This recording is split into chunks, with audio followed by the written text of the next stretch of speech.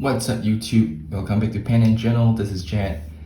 It's been such a long time since I did a full video on fountain pens. Hope you like the glam shots of the Pilot, Vanishing Point or the Capless. And over here you can see a set of pens. Right, we have the first three is what we call the Capless or Vanishing Point. The third one here is the Decimo.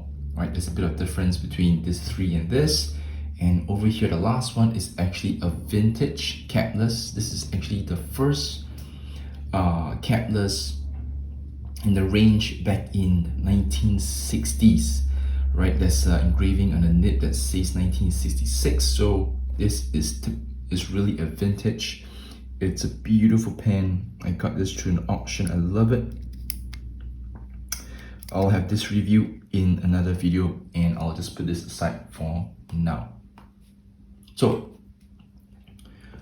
right, a quick introduction to these pens. Right, this is the Vanishing Point. You can see they come in different colors, different materials, but typically this three here, the Vanishing Points, they are heavier. They are made out of brass. Their weight is 25 grams. The Decimo is lighter, it's made out of aluminium. It weighs in at 15 grams.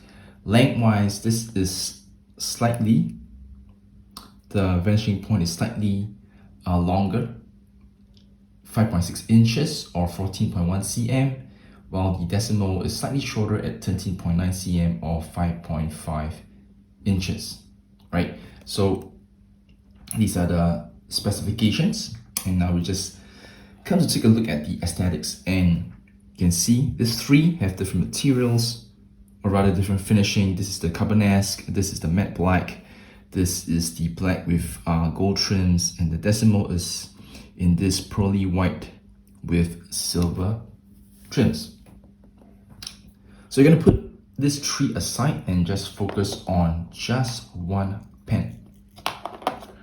So maybe just bringing back the Decimo again, you can see the difference is typically the clip here, right? The grip over here, you can see the Vanishing Point has something that is, the clip itself is being slanted inwards so you can grip the pen in this manner, right? It's designed to grip the pen in this manner, whereas the Decimo is just a straight clip. So some people may actually like the grip on this better, right?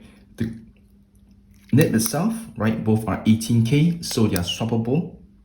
18K is rhodium finish or gold finish, depending on what you order, right? This is in gold finish.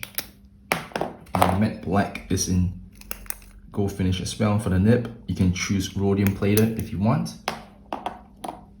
So this is the nib. Let's go through the pen, right? So over here, you can see the capless is called capless because, well, there's no cap. You have a spring-loaded cover that prevents the ink from drying out.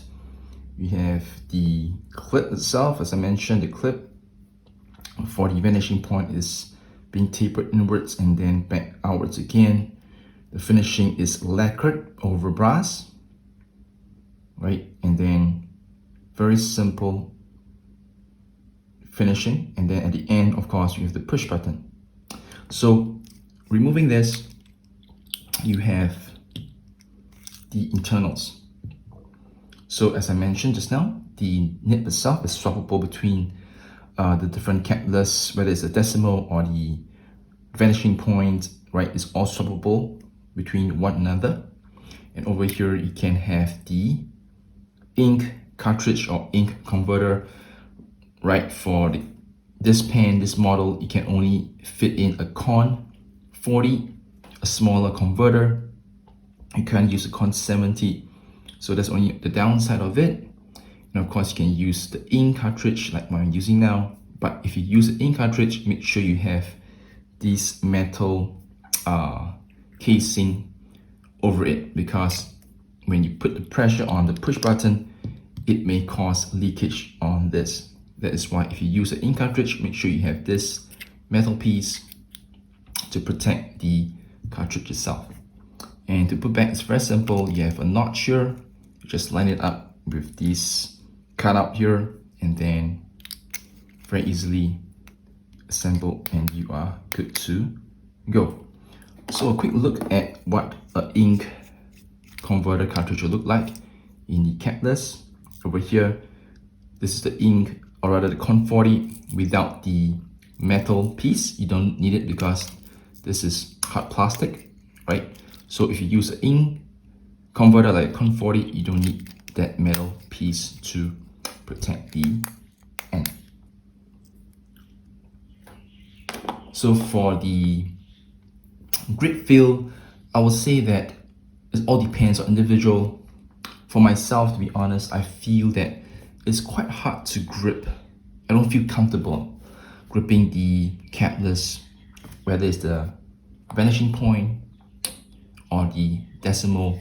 And surprisingly, when I got the Vintage, I actually like the Vintage grip feel a lot better because the clip is out of the way, right? So this all comes down to personal taste, the way you grip the pen. I can't speak for everyone, but for myself, I just feel that the clip is quite in the way. It is not that unbearable, but I just feel that it is a little bit uncomfortable for myself. And I feel that the Vanishing Point itself, the brass Vanishing Point, is a tad too heavy. It's quite hefty for long writing sessions. So once again, it's all personal. You may like the heft feel, or you prefer the lighter one. Is all up to you. Okay, but I got this feeling that for ladies, this could be a bit more suitable as this is lighter. This is made of aluminum, Decimo, and once again, all these pens comes in different colors, different finishes. You have a lot of choices, so you can pretty much choose as you please. Right, so let's go down to the writing sample, and then we come back for our likes and dislikes and the conclusion.